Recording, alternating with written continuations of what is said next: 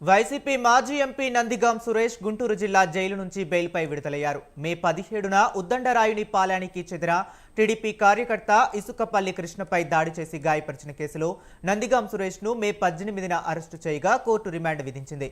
జిల్లా జైలు నుంచి బయటకు వచ్చిన సురేష్ను ఆ పార్టీ జిల్లా అధ్యక్షుడు అంబటి రాంబాబు, నగర అధ్యక్షురాలు నూరి ఫాతిమా పరామర్శించారు.